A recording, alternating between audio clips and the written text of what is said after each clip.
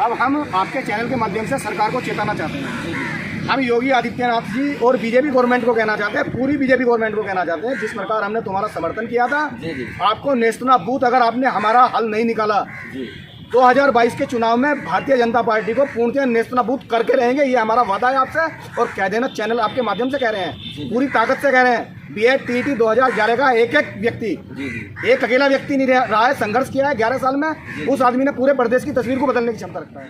नमस्कार, मैं उत्कर्ष उपाध्याय, आप देख रहे हैं स्वर्णिम संकल्प। अभी हम थे इको गार्डन के पास में, ये जो बनाया गया है धरना स्थल। हम यहाँ पे आए थे कुछ जो योगी सरकार ने पहला भर्ती निकाला था दरोगाओं का, उसमें जितने भी दरोगा थे वो सब एक तरीके से सरकार ने उनको फर्जी दरोगा बना के छोड़ दिया है। वही हम लोग कवर करने आए थे, तो हमने देखा इधर भी एक मामला था है बीएड टीईटी 2011 में जितने भी लोग थे, जितने भी पूरे साथ के लोग थे, किसी का भी कहीं पे भी रोज़गार नहीं दिया गया है, कहीं पे भी कुछ भी नहीं मिला है। तो हम इन लोगों से बात हमने किया है। आइए इन्हीं से जानते हैं कि पूरा प्रकरण क्या है, क्योंकि इसके बारे में हमको ज़्यादा पता नहीं है।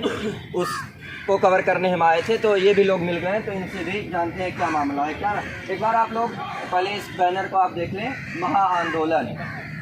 आप चाहेंगे कि सब लोग खड़े हो जाएं और उससे बात करेंगे तो ज़्यादा अच्छा लगेगा। क्या नाम है भाई साहब आपका? मेरा मुकेश अरोड़ा है जी। कहाँ के रहने वाले? मैं लखनऊ के रहने वाला हूँ। लखनऊ के। बीएड टीईटी 2011 का मैटर था, ये शुरू हुआ था, मायावती जी की भर्ती निकाली गई थी, जी जिसपे अखिलेश यादव जी की सरकार जब आई तो उन्होंने उसके नाम से भर्ती निकाली गई थी। मायावती जी ने भर्ती निकाली थी बीएड टीईटी 2011 के लिए। मायावती जी ने भर्ती निकाली 2011 में 72,825 पदों पर भर्ती निकाली गई थी। जी। उसके बाद सत्ता चेंज हुई, अखिलेश जी आए 2012 में। अखिलेश जी आए, 12 से लेकर 17 तक उन्होंने हमारे बीएड टीईटी 2011 के लिए कुछ भी नहीं किया। अपने हिसाब से उन्होंने 2012 की एक नई भर्ती निकाली, उसको भी कोर्ट के विवाद में फंसी रही, और अंततः उनकी सरकार भी चली गई। उनकी सरकार जाने से पहले भाजपा ने मतलब वादा किया कि हम आएंगे तो आपको देंगे। आज भाजपा सरकार भी लगभग इनका कार्यकाल खत्म होने वाला है, 4.5 साल से ऊपर हो गया, और 6 महीने में इलेक्शन हो जाएंगे। लेकिन अभी तक हम लोग को भैया इसमें भर्ती में हम लोग को नियुक्ति नहीं मिली है। यहाँ जितने बंदे बैठे हैं वो सब एलिजिबल है। दूसरी बात, हर एक बंदे का जो मार्क्स है 100, 105, 110, 115 के आसपास है, और बीएड टीईटी 2011 में ही 90 नंबर करने वाला जो बंदा है उसको नौकरी मिल गई है। लेकिन हम लोग 105 ऐसे बैठे हैं, हम लोग ऐसे धरना कर रहे हैं। ज़िंदगी के 10 साल निकल गए, हमारी ज़िंदगी के वो 10 साल निकले जो हमारी ज़िंदगी में वापस नहीं आ पाएंगे, कोई सरकार वापस नहीं कर सकती। लेकिन अगर अभी हमको सरकार दे दे, हमारी जॉब दे दे, तो हमारे लिए तब भी उचित है, लेकिन वो भी देने को तैयार नहीं है। इस पर एक कमेटी बनी थी जो माननीय उप मुख्यमंत्री दिनेश शर्मा जी की अध्यक्षता में थी। उस कमेटी की भी अब तक रिपोर्ट सार्वजनिक नहीं हुई है। अच्छा। उसी को सार्वजनिक करने के लिए हम सब भाई लोग यहाँ पे इकट्ठा हुए हैं। अच्छा, और इसी को लेकर हमारा धरना है। अच्छा जी। इन लोगों का जो बहुमूल्य समय था वो सरकारें खा गई। मायावती जी के कार्यकाल में इन्होंने डिग्री ली, इन्होंने पास किया, उसके बाद मामला कोर्ट में गया। अखिलेश की सरकार आई 2012 में, मामला कोर्ट में ही रहा। बाबा जी की भी सरकार आ गई, मामला कोर्ट में। जबकि इसमें ये कहता है कि माननीय उप मुख्यमंत्री जो हमारे प्रेजेंट टाइम में है, केशव प्रसाद मौर्य जी और दिनेश शर्मा जी, केशव प्रसाद मौर्य जी हमारे 2017 से पहले हमारे धरने पे आके बैठे हैं। अच्छा। और उन्होंने यहाँ पे धरने बैठ के वादा किया, और इसकी केशव प्रसाद मौर्य, ये देखिए बड़ी बात, केशव प्रसाद मौर्य जी जो यहाँ पे अपनी राजनीति चमकाने के लिए जो इस धरने में शामिल हुए थे, सही कह रहा हूँ मैं? हर बंदे के पास उनके मोबाइल में है पूरा। यहाँ पे शामिल हुए थे, जो इन लोगों के साथ खड़े हुए थे। आज उनकी सरकार आई, कहाँ हो भैया केशव प्रसाद जी? सो रहे हो आप? आइए और लोगों से बात। क्या नाम है भैया? मेरा नाम रविंद्र दास जी, रविंद्र दास। केशव प्रसाद मौर्य जी भी आप लोगों के साथ थे, धरना कर रहे थे, फिर जब से सरकार बनी तब से नहीं आए? भारतीय जनता पार्टी के कई नेता, जी। केशव प्रसाद मौर्य हमारे धरने में बैठे, जी। हमारे साथ बैठे। जी। जब हम आमरण अनशन पर रहते थे, भारतीय जनता पार्टी के जो प्रदेश स्तर के बड़े पदाधिकारी हैं वो लोग जाते थे, उन्होंने हमारे धरने को, हमारे आमरण अनशन को खुलवाया। जी। हमें पूरा आश्वासन दिया आपके साथ न्याय हम करेंगे। जी। उसके बाद जो महेंद्र नाथ पांडे जी हैं, उन्होंने संसद में हमारे मुद्दे को उठाया। अच्छा। और कहा कि इनके साथ अन्याय हो रहा है। अच्छा। हमारे पूरे टीईटी 2011 ने पूरा सहयोग सरकार बदलने में, अखिलेश की सरकार बदल के बीजेपी की सरकार लाने में किया। जी। हमारे सारे लोगों ने गांव-गांव, शहर-शहर, गली-गली में इतना समर्थन किया, सोशल मीडिया में इतना प्रचार प्रसार किया कि बहुत अच्छी सरकार आ रही है जो हमारा समर्थन कर रही है, हमारे धरने में बैठ रही है बीजेपी की। बाबा जी की सरकार आई तो योगी आदित्यनाथ जी ने भी कई बार मंच से कहा कि आपके साथ न्याय होगा, लेकिन पूरे 5 साल में अब तक इस भाजपा सरकार ने हमारे किसी भी साथी के साथ न्याय नहीं किया और बल्कि हमारे पदों को खा के दूसरों को देने की बात कर रहे हैं, जिस अन्याय को हम स्वीकार नहीं करना चाहेंगे। कैसे पदों को खा के दूसरों को? जो हमारे बचे हुए पद हैं उनको भी खा रहे हैं, जो हमें नौकरी मिलनी चाहिए थी उन्हें भी खा रहे हैं और नई नई भर्तियां निकाल रहे हैं। हमारी ये एक कमेटी की रिपोर्ट थी, कमेटी बनाई थी आपके साथ न्याय करेगी, उसने भी कोई न्याय नहीं किया। जो उत्तर प्रदेश की पुरानी भर्तियां थी उनका तो कल्याण हो नहीं पाया।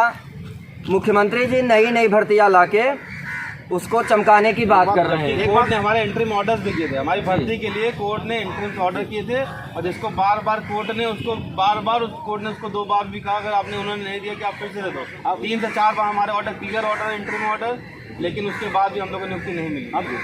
अब हम आपके चैनल के माध्यम से सरकार को चेताना चाहते हैं।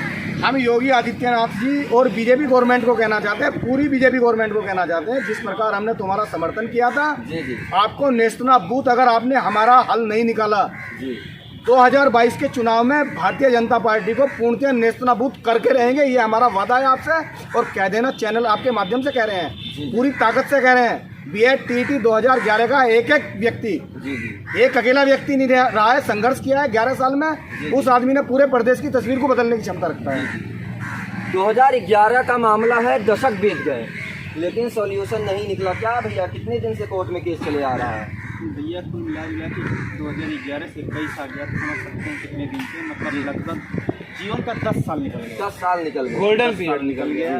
उस 10 साल की स्थिति ये थी इस कोर्ट केस के लिए, क्योंकि अब जो सरकारें बन रही हैं या हम लोग जो नौकरी कर रहे हैं, पहले नौकरी में होता था कि आदमी high school, inter, BA, BEd TET qualify करता था, उसको नौकरी मिल जाती थी। अब नौकरियां क्या हो रही हैं, high school, inter, BA, BEd TET qualify करने के बाद, हालांकि इन्होंने सुपर टेट बना दिया है, उसके बाद high court single bench, high court double bench, supreme court, तब जाके कहीं कहीं नौकरियों का रास्ता मिल रहा है। इसमें ज़िंदगी के 10 साल में कुछ लोग तो इसकी आशा लिए ज़िंदगी छोड़ के निकल गए हैं। जिंदगी छोड़ के करीब हमारे 1000 साथी, 1000 से ऊपर साथी। कितने लोग, तो बहुत लोग रहे, कितने? 2,93,000 लोग थे। 2,93,000 लोग, जिसमें करीब ये मान के चलिए 4 से 5,000 लोग इसमें चले गए। और बुरी स्थिति तब आई जब कोरोना काल लगा। उस कोरोना काल में जब भीषण कोरोना था तो हमारे जो भाई थे, जो BEd थे, इन्हीं प्राइमरी, इन्हीं प्राइवेट स्कूलों में पढ़ाते थे। अच्छा। स्कूलों की स्थिति ये थी, स्कूल बंद हो गए। जब स्कूल बंद हो गए तो फिर तो उनके पास कुछ रहा ही नहीं। मतलब बेरोजगारी का इतना बुरा प्रचंड देखने को मिला कि जब भाई बच्चों को खिलाने पिलाने के लिए नहीं रहेगा, घर में खाना नहीं रहेगा, तो सब मजबूरी में आदमी क्या करेगा। हमारे बहुत सारे भाई जिनकी पारिवारिक स्थिति खराब थी, वो जाके गारा माटी, मतलब मिस्त्री का काम किए। सोचिए कितनी दयनीय बात है, कितनी दुख की बात है। इस उत्तर प्रदेश गवर्नमेंट में कुछ लोग ऐसे उस गवर्नमेंट में क्या नाम अपने डिपार्टमेंट में काम कर रहे हैं जिनको डिपार्टमेंट का नाम लिखने नहीं आ रहा है। ये हमारा नहीं, बहुत लोग यहाँ पे शिक्षा मित्र, इंटर पास, उनको उठा के बना दिया गया, जो कि पद हमारा था, ठीक है, उनको बना दिया गया। हमको उनसे कोई दिक्कत नहीं, उनको बना दिया गया। हमको अगर इंटर पास ही शिक्षक बनाने थे तो फिर जरूरत क्या थी BEd और टेट ये सारी चीज़ें कराने की। सबको बनाते आप। लेकिन जैसे आप कह रहे हैं, ये हमारा दुर्भाग्य नहीं है, ये देश का दुर्भाग्य है कि पढ़े लिखे लोग आज रोड पे हैं और अनपढ़ लोगों के लिए, जिसके लिए कोर्ट ने आदेश कर दिया कि इनको निकाल के बाहर कर दिया जाए, उनके लिए दया दिखाते हुए इन्होंने 10,000 रुपये पर रख दिया। हमने उनसे प्रार्थना की, उनसे ज़्यादा योग्य हैं, हमको कुछ भी कर दो, कम से कम रोजी रोटी चले, लेकिन हम लोगों के ऊपर कुछ नहीं किया गया। ऑर्डर तमाम थे, 24 फरवरी, 24 अगस्त, 17 नवंबर, मतलब 25 जुलाई 2017 का फाइनल आदेश था, जिसमें भी ये कहा गया कि सरकार को लिबर्टी है, सरकार चाहे इनको जॉब दे सकती है। अब सरकार को लिबर्टी सरकार चाहे तो कब चाहेगी, ये तो लगता है कुछ लोग चाह ही नहीं रहे हैं, किसी को चाह ही नहीं रहे हैं। ये देखिए मायावती जी के कार्यकाल का ये हाल है। अखिलेश जी आए फिर भी यही हाल था, योगी जी हैं अब भी यही हाल है। क्या नाम है भैया आपका? मेरा नाम श्याम सिंह है। आप भी साथ में ही हैं? हाँ बिल्कुल, मैं साथ में। BA कैट 2011 में जी जी। और 10 साल संघर्ष करते हुए हो गए हैं। जी, इस समय क्या करते हैं? प्राइवेट टीचर हूँ, प्राइवेट टीचर। कोई ज़्यादा वो नहीं, और कोरोना काल में तो ऐसी हालत हो गई है कि बस बच्चों का पालन पोषण भी करना बहुत मुश्किल हो रहा है। रहने वाले कहाँ के? मैं नोएडा से रहने वाला हूँ। रहने वाले वहाँ के, तो यहाँ पे कैसे यहाँ पे धरना देने के लिए यहाँ आए? धरना देने के लिए आए हैं। सभी हम साथी हैं यहाँ पर। अच्छा, ये देखिए नोएडा से अपने परिवार को, अपने बच्चों को छोड़ के आए हुए हैं। इस आपकी उम्र क्या होगी? मैं 48 का हूँ। बताइए, 48 के हो गए हैं। अभी भी सरकारें इन लोगों को बस नचा रही हैं। भैया एक क्लियर परिणाम ला दीजिए जिससे ये सब अपने अपने स्थान पे हो जाएं जो भी कर रहे हैं, क्योंकि 10 साल हो गया है ये सब ऐसे ही बैठे हैं। क्या नाम है भैया? सिद्धार्थ नगर से धरना देने आए हैं यहाँ पे। कब से आए हैं? कल से यहाँ पे धरना दे रहे हैं। तो कोई आया बात कोई आया? कोई नहीं आया। अच्छा अच्छा। आप लोगों के साथ तो भाजपा सरकार के बड़े बड़े नेता मंत्री साथ में बैठ के धरना देते थे, धरना देते थे साथ में, तो वो नहीं आए भैया? कोई नहीं आया। भाजपा की सरकार इस समय तो नहीं रही, हमारी बात नहीं सुन। अच्छा अच्छा। हमसे कम नंबर वाला नौकरी कर रहा है, 83-90 नंबर वाला नौकरी कर रहा है, 111 नंबर हमारा है। बताइए। ऑर्डर भी हुआ हमारे लिए, 3-3 बार ऑर्डर हुआ, लेकिन हमको नौकरी नहीं मिली। ये कहते हैं आपको नौकरी दे देंगे तो हमारे अधिकारी जेल चले जाएंगे। आपको नौकरी कैसे? आपको नौकरी दे देंगे तो हमारे अधिकारी जेल चले जाएंगे। कई बार मीटिंग हुई इनसे ना, पिछली बार धरना दिया था, लाठीचार्ज हुआ था, तो हम लोग गए थे जब इनके साथ मीटिंग करने। इनके अधिकारियों की ऐसी विडम्बना है, गलतियाँ किए, तो ये कहते हैं हम आपको नौकरी देंगे, हमारे अधिकारी जेल चले जाएंगे। लगातार धरना देते आ रहे हैं, कोई बात नहीं सुनी जा रही। भैया ये बताइए, लंबे अरसे से आप लोग धरना प्रदर्शन करते आ रहे हैं, 10 साल बीत गए, आप लोगों की बातें नहीं सुनी जा, उम्मीद है भैया सुनी जाएगी? फिलहाल तो उम्मीद है पूर्णतः खत्म हो रही, क्योंकि अब दिसंबर के बाद लगेगा आचार संहिता। करेंगे तो क्या करेंगे? करेंगे तो क्या करेंगे? मतलब उम्मीद टूटती नजर आ रही है। उम्मीद टूटती नजर आ रही है। जी, क्या नाम है भाई साहब आपका? क्या नाम है? मैं डॉक्टर नीलेश शुक्ला, कहाँ के रहने? जौनपुर से। जौनपुर से। जी, सरकार चाहे तो हमको दे सकती है। जौनपुर क्या करते हैं आप इसमें? अभी प्राइवेट टीचिंग का काम है। Private teacher. जी, सरकार चाहे तो हम लोगों को जॉब दे सकती है। जी। अभी 25 जून को हम लोगों की जो समस्या है उसकी समाधान के लिए कमेटी बनाई गई। कितने? 25 जून को। 25 जून 2018 को एक कमेटी बनाई गई कि BA टेट 2011 की जो भी समस्या है वो बीजेपी की समस्या है, इसका निराकरण होगा। जी। अब पता चला कि तो 2.5-3 साल हो गए, अभी तक कमेटी का रिपोर्ट नहीं आया।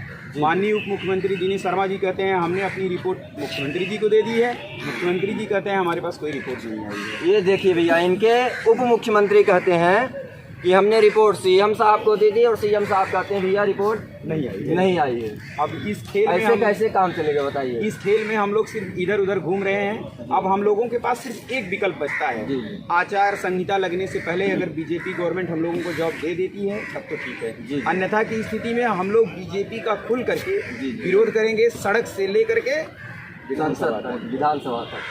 क्या नाम है भाई साहब आपका? मैं शकील आगरी, आगरा से। सीधा सीधा देखिए, आवाज़ कैसे है? जी। 2 विज्ञापनों की लड़ाई में। आगरा से हैं आप? जी। क्या करते हैं इसमें अभी? मैं अकाउंट्स का काम करता हूँ। अकाउंट्स का काम करते हैं। जी बताइए। 2 विज्ञापनों की लड़ाई में राज्य सरकार और सुप्रीम कोर्ट ने मिलकर जी जी हमें शहीद कर दिया। जी, राज्य सरकार और सुप्रीम कोर्ट ने, दोनों ने मिलकर हमें शहीद किया है। जी जी। और उसके बाद हमने राज्य सरकार के खिलाफ कई आंदोलन किए, जी जी। और उस वक्त भीड़ बहुत थी। अखिलेश की सरकार में भी ये आंदोलन चलता रहा। हाँ, उस वक्त लगातार चलता जी जी बिल्कुल। तो कई 50,000 की भीड़ उस वक्त हमारे साथ थी, और सरकार दबाव में आई, तो सरकार ने बातचीत के लिए कई बार जो है बुलाया, वार्ता हुई। उसके बाद उन्होंने जो है माननीय उप मुख्यमंत्री दिनेश शर्मा जी की अध्यक्षता में एक कमेटी का गठन किया, जिसकी रिपोर्ट 2 महीने के अंदर आना था, लेकिन आज 3.5 साल हो गए हैं, उस कमेटी की रिपोर्ट को अभी तक सार्वजनिक नहीं किया। जी जी। उप मुख्यमंत्री जी ने जो कमेटी बैठाई थी उसका रिपोर्ट 2 महीने में सामने आना था। या 2-2.5 साल बीत गए? 3.5 साल बीत गए, अभी 3.5 तक साल। रिपोर्ट सार्वजनिक नहीं किया। और कई बार जो है मुलाकात कर चुके हैं, वो ये कहते हैं कि अभी पिछली बार मुख्यमंत्री जी से मुलाकात की? 6 बार मिल चुके हैं चंदिल जी। कौन मिला? मैं मिला हूँ।